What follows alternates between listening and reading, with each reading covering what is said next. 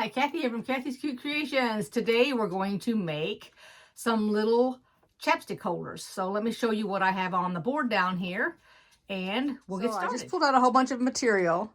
I started these a few days ago, so we're going to go ahead and we're going to make these, and I will give you the sizes and everything, and then I'll make one, but I'll show you all the ones that I'm going to have done. All right? Alrighty, here's what we're going to be making today, and I'm going to make a purple one. I'm going to show you the layout, the fabric that needs to be cut, the sizes, and we'll go from there. Start out with, I have cut 2 strips. They are 7 inches long by 2 1/4 wide.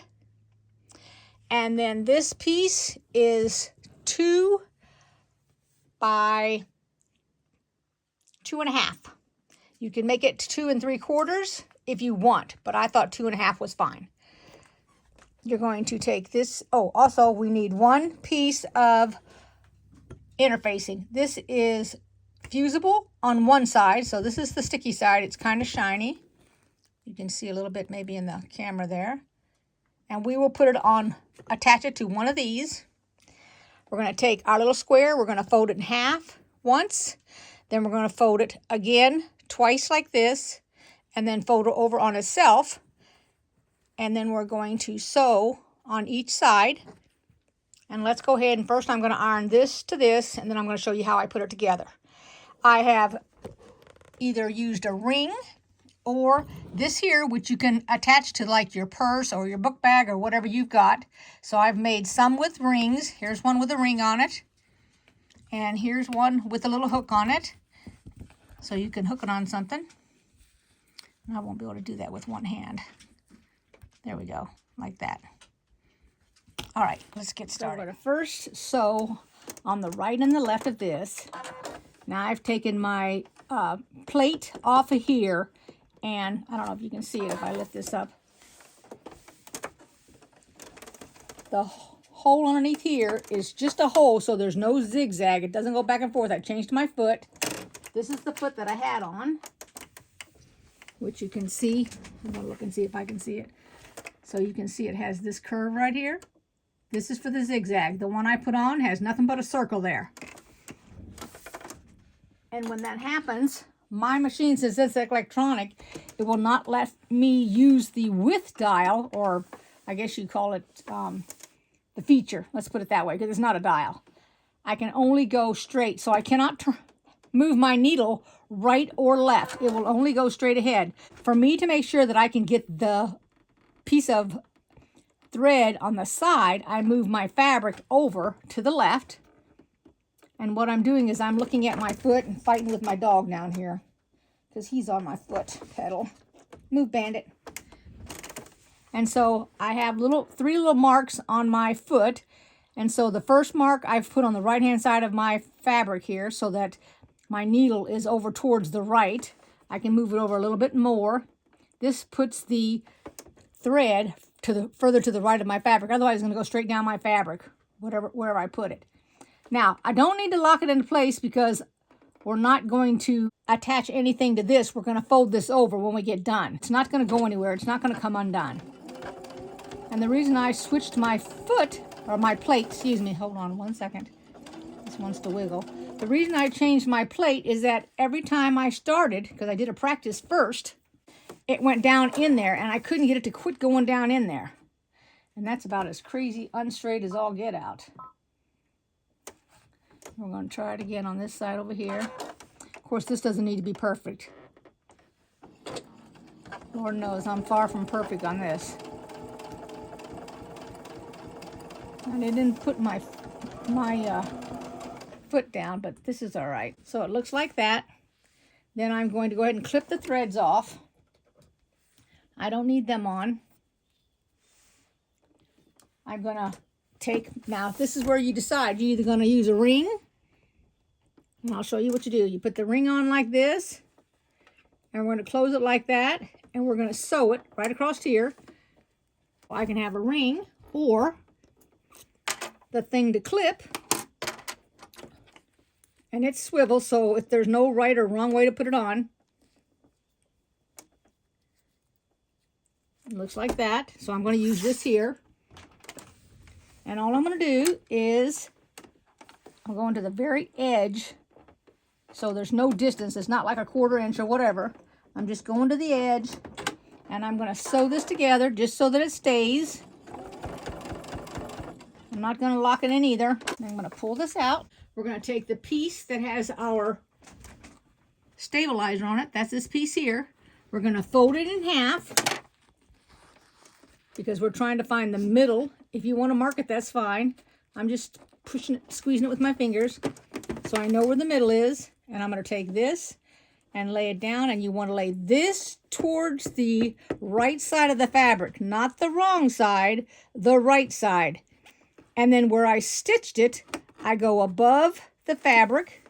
So the stitch is up here. It's not on the fabric. And I'm going to take it, and now I'm going to stitch it down on the fabric. So I'm going to the edge. And all I'm trying to do is make it so that it sticks on the fabric.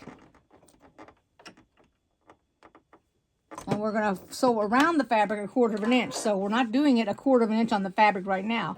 I hope my hand's not in the way. And then we're going to take it up. And it looks like this now. It's just attached. I'm going to cut off the excess. So I'm just taking, I want to get it in my camera here. Just take this, cut it off, just like that. Now we're going to take these 2 pieces of fabric and we'll put them together. And what I do, you can use clips or pins. I put pins on the top up here.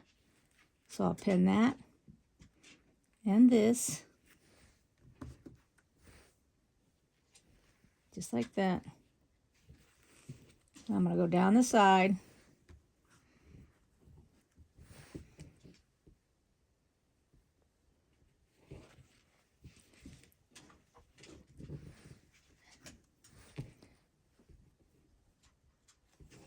And what I'm going to do, I'm losing my voice here.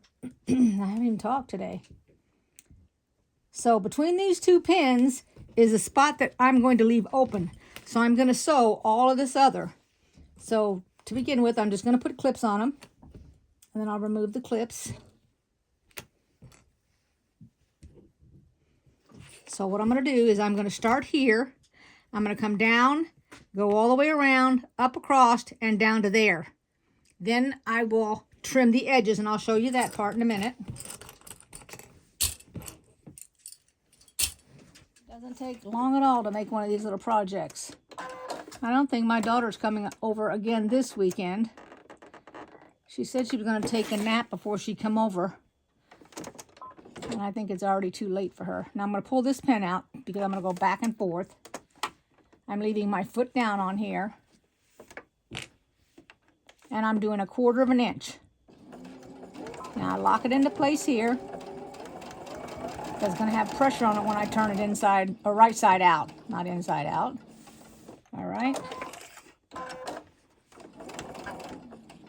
And I'm stitching on a 2.0.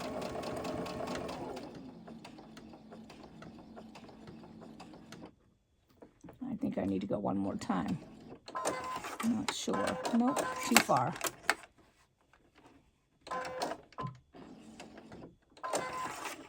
There we go. I'm going to take these off.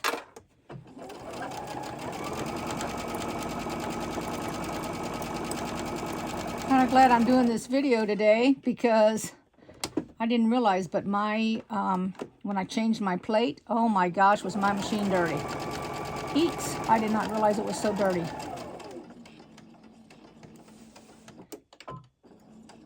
So I cleaned that all out.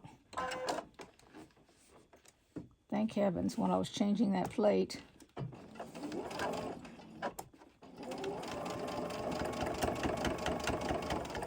And this is going to be kind of tough, but if you need to go a little bigger on your stitch to get over that, that's okay because you're going to be going over it a couple of times, so it won't make a difference.